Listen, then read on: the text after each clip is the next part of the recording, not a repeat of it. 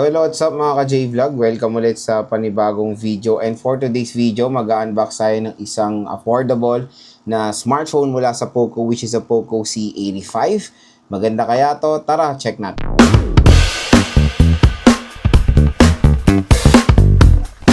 So another Poco smartphone na naman ang ating i-unbox, and this time ito ang Poco C85 ang ating itatakil. At kung interested kayo makuha ng sobrang mura at bagsak presyo itong Poco C85, itong view product sa atin, dyan lang kayo magkiklik dahil mura at bagsak presyo lang itong Poco C85 dyan. Ang SRP nito is itong 6GB 128 na nakuha natin is 5499, pero nakuha ko lang to sa online ng 4,000 plus dito sa ating view products, at meron pang special voucher dyan. Kaya dyan lang po kayo bibili kung gusto nyo makamura at makatipid pag pumili kayo ng Poco C85. Tapos yung 8GB 256 na ito, pwede natin makuha ng 6499, pero sa online, there's a possibility na makuha nyo to ng 5,000 plus. So, below 6,000 pesos din itong Poco C85 pag binili nyo sa online. Kaya napakagandang deal po niyan mga ka-J-Vlog. And napili nating color para maiba naman is color purple.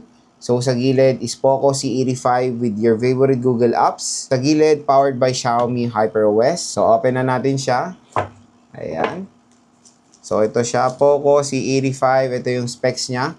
Meron siyang massive 6,000 mAh battery capacity. So, ito na yung medyo nag-ano ngayon sa Poco, nagte-trend. Malaki na yung mga battery capacity nila. Even yung Poco M7 ang laki ng battery. Ito, 6.9 inches display, 33 watts fast charging, octa-core processor, and 50 megapixel AI camera. Tingnan muna natin yung content ng box. So, yan, meron tayo ditong 33 watt fast charging brick. Same din sa Poco M7. At USB Type-C cable. Next is, dito tayo sa leaflet. So, meron tayo ditong SIM eject tool. Meron tayong kasama jelly case. Okay, so ito yung jelly case natin.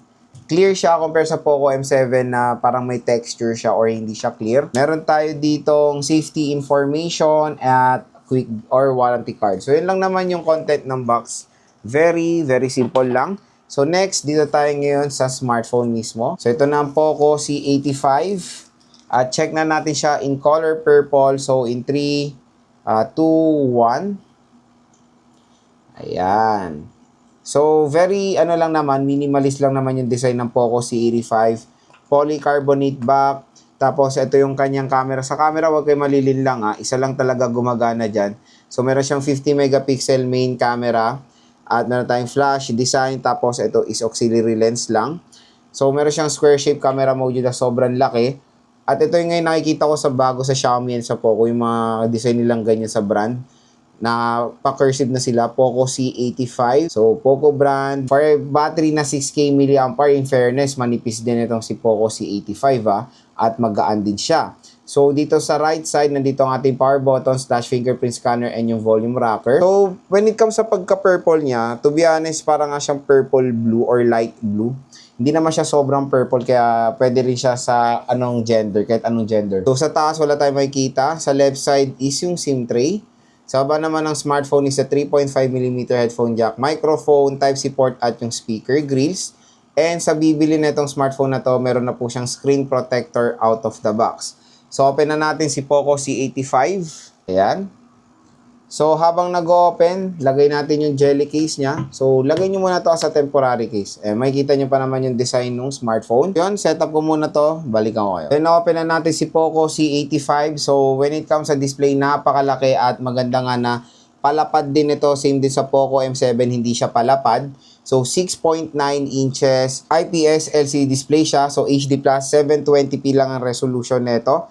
With 120Hz screen refresh rate siya. So, mataas din naman yung nit of brightness niya. Nasa 800 plus nits of brightness. And when it comes sa kanyang operating system, syempre, naka Android 15 na to out of the box with HyperOS 2. Ang taas ng nits of brightness nito. Kaya kung naghanap kayo ng isang device na sobrang ganda ng brightness, maganda rin i-recommend itong Poco C85.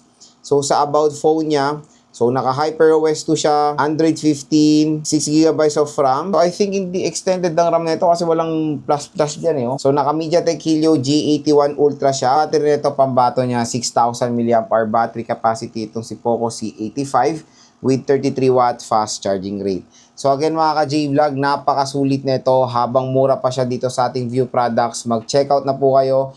dahil sayang din naman yung chance makuha to ng super duper below SRP, biruin mo 4 to 5,000 pesos, meron ka ng smartphone na merong 6 gigabytes of RAM, reasonable chipset, malaki yung display at napakakunat ng battery.